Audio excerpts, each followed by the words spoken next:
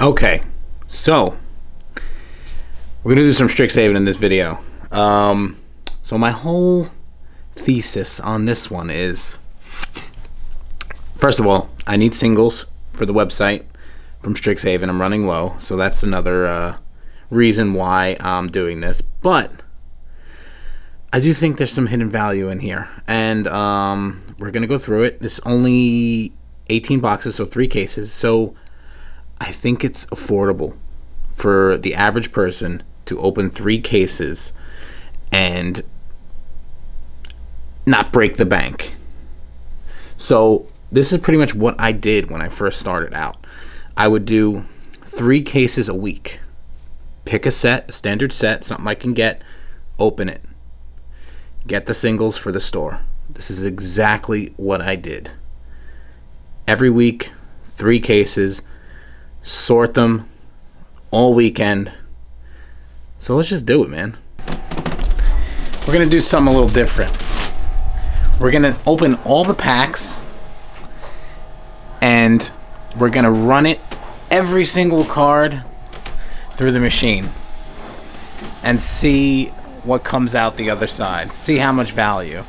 And we'll even deduct 20% for fees and everything like that and see if we come out on top. That's probably a lot easier than what I did last time. Last time it took me over a week to catalog everything and do everything like that. So I'm thinking this way it'll be a little bit easier, and we'll show a more accurate representation of the complete value of everything pulled. That's including like 50-cent cards, dollar cards, because last time we just did everything over $2. Now it's going to be literally everything. So let's see.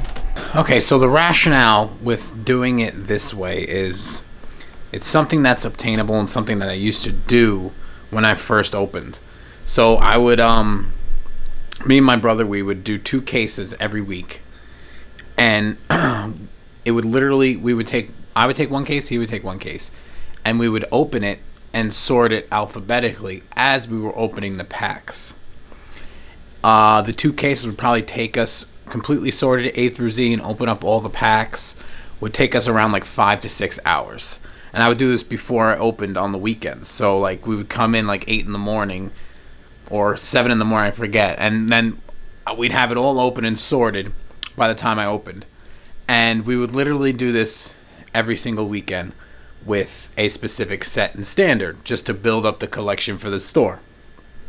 Upon doing this, I realized that it's actually like profitable just to do it. Just to keep opening product.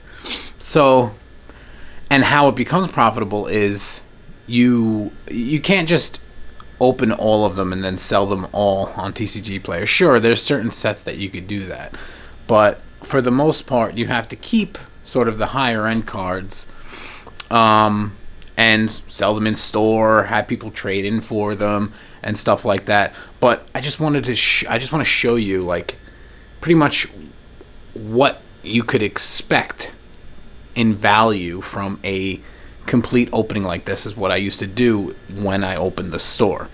So we're just gonna open all these packs. I'm gonna do it alone, I think, 3 cases, because I have my handy dandy machine with me. Don't worry if you don't have one of these, it's perfectly fine. You don't need one. You can literally do like what I used to do. It sucks, but it's what you got to do when you're first starting out. Unless you have a huge collection, which you might, but you might not. Literally, when I opened my doors, I had probably $400 in Magic cards, which is absolutely nothing. Literally, what I had was what my brother traded into me for store credit. That's it. I had nothing else. I literally sold everything just to get the thing going. So let's get this going. We're going to open up all this, run it through the machine, and calculate the whole value of the opening. We're going to have to do 3 different sorts. We're going to have to do the foils, non-foils, and with this is Strixhaven. Oh, we're gonna have to do actually 4. This is Strixhaven, so we're gonna have to do the Mystical Archives and the list since we're opening set boosters. Always open set boosters. All right, let's go. All right, so here's a little trick that I picked up along the way. It only works with the Japanese sort of style packs because of just the way they're made. They're a little bit longer, and they have like sort of a little, lip to them up here, a little bit more extra room for the pull tabs. Now, if you were opening each pack individually like that, it's gonna take you forever. So what I do is I get 4 packs. Oh, that's 5. I get 4 packs. The reason I get 4 is because if you do this with 5, it could be a little tricky, and you can damage the packs. And literally what I do is you just cut all the tops off.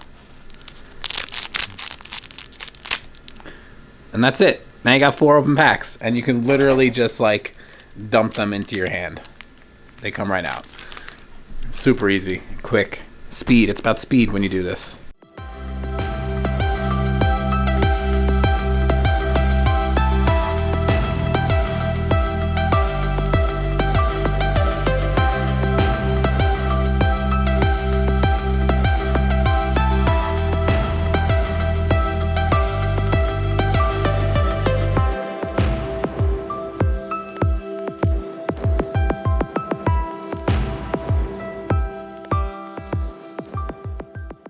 Alright, so literally what I just opened was 24 packs, almost a full booster box, and it literally took me about a minute. Maybe a little bit more than a minute, maybe 2 minutes, but I sped it up, so whatever, it took like 30 seconds. So literally 30 seconds, a minute, whatever. Now you got them all open. Now you do the preliminary sort, which is what I used to do, which is separate the rares, keep commons and uncommons together, and I would sort the commons and uncommons alphabetically to put on TCG Player, because I didn't stock any commons and uncommons in the store just because it was just, I didn't have the room. If you don't have the room, you're gonna want to pretty much sell all of them on TCG Player. Be it TCG Player Direct, of course, because it's the easiest. You don't want to be shipping 5-10 cent cards all day. It's just not worth it. Do TCG Player Direct, and then they take care of everything, and then once a week when you're just getting started, maybe once every other week, you do like a 1,000, 2,000 card order for them. So as you get bigger and bigger, your shipments get more frequent, like once every other day, every 2 days, 3 days, whatever. And yeah, that's pretty much how you scale up. It's not that difficult. It just takes a lot of time, a lot of effort, and a lot of help. You're going to need help because you can't do this really alone. Family, friends, they're going to help you because they want to see you succeed, right?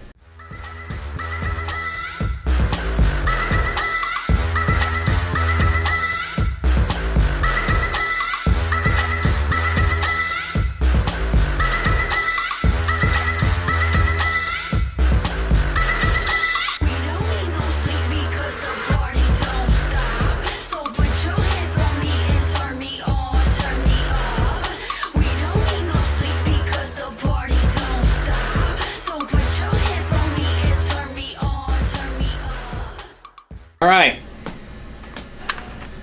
First load of cards going in. Commons and uncommons. See what we get. All right. While that first load's going, I want to show you guys something. Let's take out the garbage, and we got some cool stuff in today. Just got back to the store. Now, I came in today to a little shipment from Wizards. They sent over the posters for Dominaria and Warhammer, the Warhammer set. Let's check them out. Okay, this is the Dominaria one. Look how freaking awesome that is, man. I love how they do these posters for the stores. Oh, awesome. Don't mind them being held down by starter decks. I'm here alone. I have no one to hold it, or it was just kept rolling up. But man, what I like to do is I frame them and I put them on the wall. So it just adds a little bit more, professionalism than just taping them against the wall, which I've seen a lot of people do. And these posters are so beautiful that you got to display them properly. They're like really nice. And one more. Let me roll it out.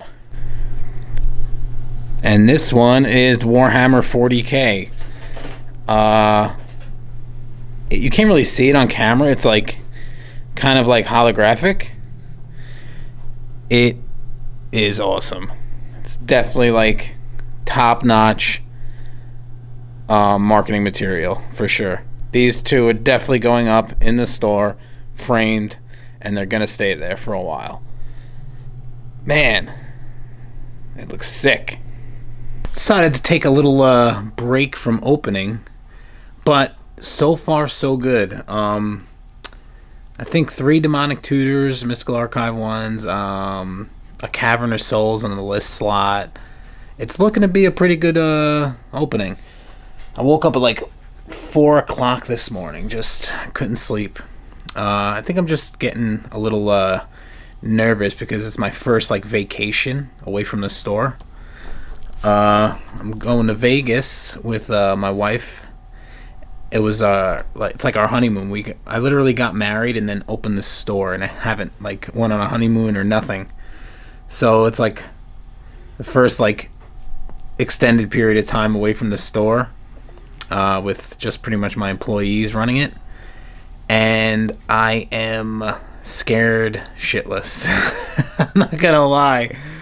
But yeah, guys, if you know any like cool game stores in Vegas, please let me know, because I want to go. Every time I'm out of my area, I like to go visit other game stores, just to not to scout competition or anything, just to see how they operate their business and check it out, and I don't know, maybe learn something. But yeah, let me know. Let me know what cool game stores are in Vegas. All right, first sort of commons and uncommons is done. $104.84.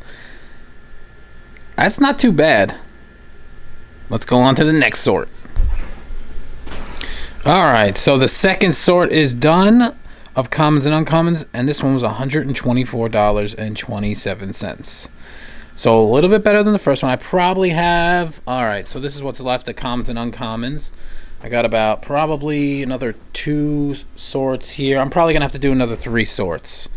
So, all in all, not too bad so far with commons and uncommons only. In between a few sorts right now, and I'm just going to put the numbers like as if you, like the retail person, would buy these boxes. I see these boxes going for around like $96, $97 a box on wherever, eBay and stuff like that, which now that's going to be really cheap, because that's pretty much going to be wholesale. I know it sounds crazy, but soon when Dominaria comes out, that is wholesale. It's probably like even more than that. So we're going to run with those numbers and see how we do. So those first 2 sorts were alright. Now, we didn't even get to the rares or anything like that. This last common sort, I think I have one more after that. And then we get to the rares, and then we do the Mystical Archives, and then we do the foils. So then at the end, we're going to take off 20% for fees and everything and see what we did. Alright, just finished the third sort. It was $104.44 in commons and uncommons. We still have this stack and all of these commons and uncommons to go. So probably another like sort and a half. So not so bad so far. Still got all these rares, mythics right here. These are the Mystical Archives, and these are all foils. Alright, done with, I believe it was the 4th sort. This one was $103.96. We still have these, so it's going to be a small sort of regular commons and uncommons. Then we're going to get started with the foils. We'll start with the regular foils, then do the Mystical Archives foils. Then we'll do the regular Mystical Archives stuff. And then finally the rares and list cards. And it's looking to be pretty good. It's over like $500 worth of stuff already, and just commons and uncommons. So yeah, it's looking to be pretty decent. Bit of commons, and we got $84.46. Now we're getting started with the foils. I separated the foil Mystical Archives. We'll do that separate as well, because it's technically like two different sets. So we'll do the foils, and then we'll see what we get. Oh yeah, just made a little like tiny spreadsheet here. So far, this is all the commons, and the price on the bottom is what you need to pull in order to break even if you were to buy these boxes at $96. So the top one, $1,728, is the buy price plus 20%, which is $2,073.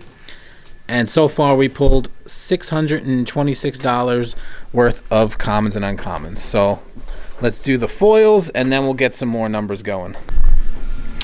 All right, so the foil sort was $133.33 with 564 cards.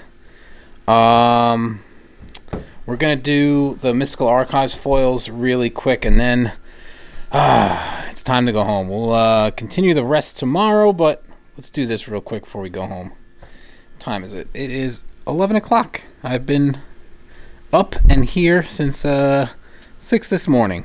So, yeah. All right, not so bad.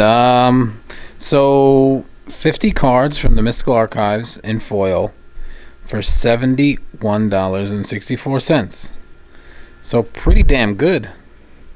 That puts us at, let's come back to the spreadsheet.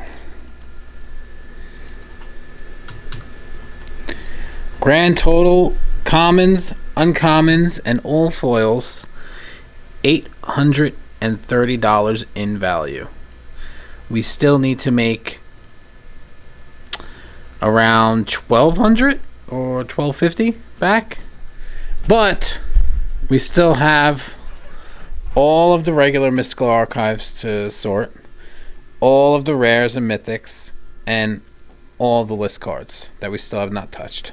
So, I don't know. Looking, it might be close. We'll see. See you guys tomorrow.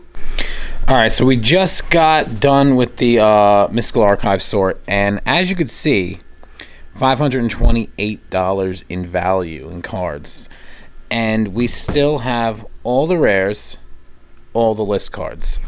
So let's go back to the spreadsheet. Oh, that's a TCG player order. Let's cancel that. Okay, so here we go. $528. That's all the value so far. Grand total so far, $1,358. So if you were to buy this on the secondary market, boxes equivalent to this, it would be $2,073. So we're almost there. And we still have all the rares, mythics, and list cards. We don't even count the lands, which you probably can squeak out like a few extra dollars on that, or any of the art cards, which you probably can. Which what I used to do with these is I used to make complete sets and sell them on eBay.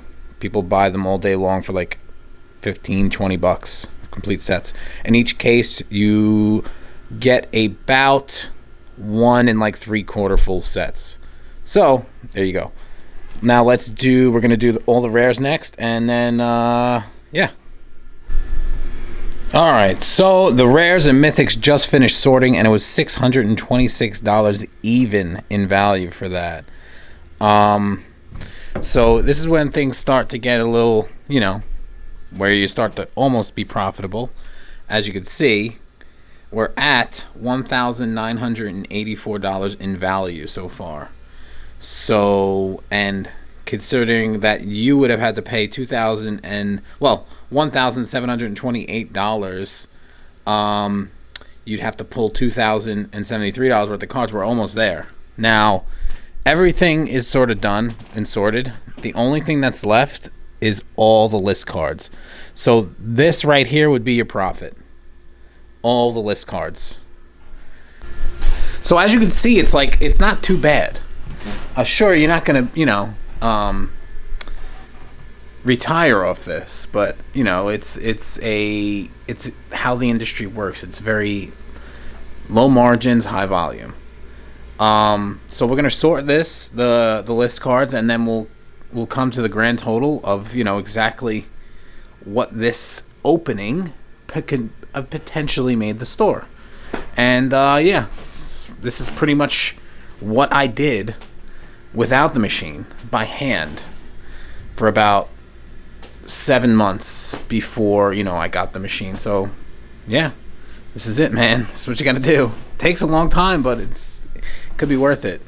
Sometimes it isn't, sometimes it is, but in the end it all works out because people trade in cards for the cards you opened, and people buy stuff in store, which helps your margins a little bit. It all works out in the end. Even if you lose on an opening, you're still gonna come out ahead from all the other things because it brings people in to your store because you have singles. Players love singles, so this is what you're gonna have to do. Okay, final sort done with all the list cards, and they were $230. Now, keep in mind, that is kind of a low value for the list card. For me, is what I've noticed. But, grand total, which is the important part, $2,214 worth of cards. Now, if you bought all of your booster boxes off of eBay, you would have spent $1,728, which leaves you with like a $160 profit with fees included. So the fees would be pretty much, that's what you would need to pull in value, which is $2,073. We did $2,214. So as you see, we didn't make a killing, but that's average. That's that's what you do. You don't make a killing. 10%, 5-10% on everything is what you make, even on sealed product, on everything. But it's very high volume, so that 5 to 10% adds up pretty quickly when you're really churning and burning. But even you as a retail customer, you've seen it. You see the numbers. I mean, sure, it's kind of a rudimentary spreadsheet I made. Sure, there's going to be some sort of fraud in there, and the 20% was taken into account. You're selling TCG player with supplies and everything. $200. Sure, you didn't make that right away, but in potential inventory, sure. Some of the prices of the cards can go down. Some of the prices of the cards can go up. That's just how this industry works. I know it was kind of a not really in-depth video. Maybe it was. I don't know. I'll figure it out once I edit it. But that's it, man. That's pretty much what I did every week, and I still do. But now I just do it more frequent, every other day, every day. But guys, what set do you want next? We'll do it. I don't care. This is what I do anyway. I'll catch you guys later. Peace.